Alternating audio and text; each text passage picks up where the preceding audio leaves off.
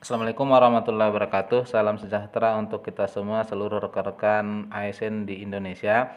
Kali ini saya akan mengabarkan tentang perkembangan persiapan penetapan skema penggajian single salary untuk sistem penggajian terbaru yang telah disiapkan oleh pemerintah berdasarkan Undang-Undang ASN tahun 2014. Nah, terkait dengan hal ini, baru-baru ini PKN telah mengeluarkan surat edaran, ya. Surat edaran ini tepatnya diterbitkan di bulan 2 ini, yang bernomor nomor 3 garing SE garing 2 garing 2021 tentang penyusunan sasaran kerja pejabat fungsional.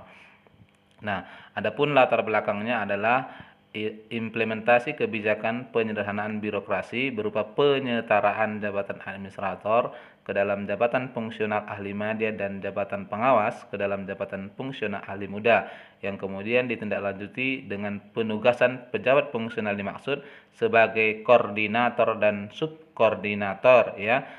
Dalam hal ini adalah memerlukan adanya penyesuaian pelaksanaan tugas jabatan sebagai koordinator dan subkoordinator dalam melakukan perencanaan, pengelolaan, dan pengendalian, sehingga perlu penjelasan terkait penyusunan sasaran kerja pejabat fungsional yang bersangkutan. Nah, adapun maksud dan tujuan surat edaran ini yaitu sebagai pedoman bagi instansi pemerintah pusat dan daerah dalam penyusunan sasaran kerja pegawai yang selanjutnya disingkat SKP bagi pejabat administrator dan pejabat pengawas yang disetarakan menjadi pejabat fungsional dan ditugaskan sebagai koordinator dan subkoordinator. Iya, seperti yang Bapak Ibu ketahui bahwa dalam skema penggajian single salary, maka jabatan ASN itu hanya dibedakan atas jabatan administrator, jabatan fungsional, yang mana besaran gaji yang diterima itu terdiri dari 3 komponen, yaitu berdasarkan indeks gaji, kemudian tunjangan kinerja, dan tunjangan kemahalan. Yang kalau kita lihat lebih rinci adalah bergantung pada capaian kinerja, dan capaian kinerja itulah yang kemudian harus dituangkan dalam SKP. Nah, ini tentunya agar selaras dengan kebijakan yang diambil oleh pusat, maka dalam hal ini BKN membuat surat edaran agar kiranya semua Pemda betul-betul siap manakala nanti kebijakan ini sudah mulai dilaksanakan. Nah, dalam hal ini untuk guru SKP itu harus dihitung berdasarkan tugas utama dan tugas pokok yang kemudian dinyatakan dalam PPK, ya, penilaian prestasi kinerja pegawai negeri sipil. Nah, itu kemudian dipresentasikan menjadi hasil capaian kinerja yang setiap tahunnya sudah dihitung oleh tim angka kredit dan dinyatakan sebagai perolehan angka kredit kumulatif tiap tahunnya. Nah, terkait dengan hal ini, maka BKN mengirimkan kepada seluruh Pemda agar kiranya jabatan-jabatan yang ada di Pemda itu seluruhnya disesuaikan menurut skema penggajian terbaru.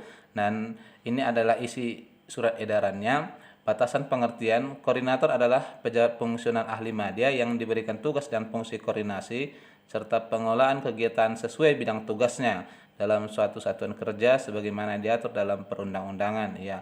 Lalu subkoordinator adalah pejabat fungsional ahli muda yang diberikan tugas dan fungsi koordinasi serta pengelolaan kegiatan sesuai bidang tugasnya dalam suatu satuan kerja sebagaimana diatur peraturan perundang-undangan tentang organisasi dan tata kerja instansi. Jadi, untuk penyesuaian seluruh jabatan sekaligus juga nanti penghitungan untuk capaian kinerja agar disesuaikan ke skema baru, maka ditunjuklah koordinator dan subkoordinator di masing-masing daerah.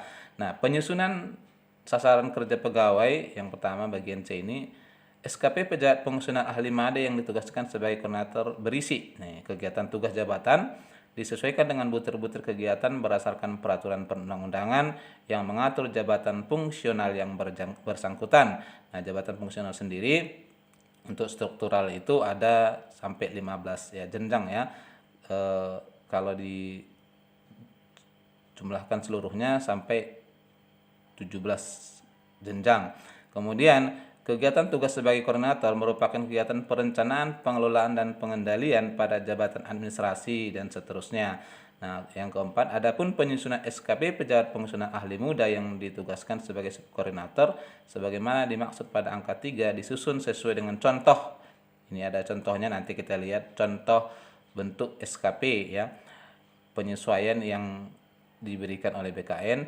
Dan yang kelima, pelaksanaan tugas dan fungsi koordinasi oleh pejabat fungsional yang terkait diberikan tambahan angka kredit sebesar 25% dari angka kredit kumulatif untuk kenaikan pangkat setingkat lebih tinggi dan diakui sebagai tugas pokok dalam penetapan angka kredit. Penambahan angka kredit tersebut hanya berlaku dan dapat dicantumkan dalam penyusunan SKP tahun 2021. Nah, untuk guru sendiri, penyesuaian ini sebenarnya sudah dilaksanakan oleh BKN, dan ini Bapak Ibu bisa cek di info GTK. Ini salah satu contoh saya ambil untuk jabatan guru ya, jabatan fungsional tertentu. Nama jabatannya awalnya adalah guru muda, kemudian disesuaikan menjadi ahli muda dengan golongan ruang adalah 3B. Ini Bapak Ibu sekalian adalah bergantung pada jumlah angka kredit kumulatif yang sudah didapatkan oleh Bapak Ibu guru sesuai dengan masa kinerja masing-masing pegawai. Dan ini adalah contoh ya, suatu SKP yang diberikan oleh BKN. Di sini disebutkan unsur utama ada nilai angka kreditnya, kemudian ada kuantitas outputnya, lalu kualitas mutu, ini waktu pencapaian, dan inilah yang juga dipergunakan dalam penyusunan SKP bagi Bapak Ibu guru. Nah, di sini masing-masing koordinator dan subkoordinator tadi sudah ditentukan tugasnya ya dalam hal menyusun dan menyesuaikan seluruh jabatan yang ada di daerah masing-masing. Sehingga kemudian kalau kita amati lebih jauh, ini adalah bentuk kegiatan yang juga terdapat pada SKP Bapak Ibu guru sekalian. Hanya saja kalau ini masih dalam bentuk perencanaan ya, sasaran, belum capaian kinerja.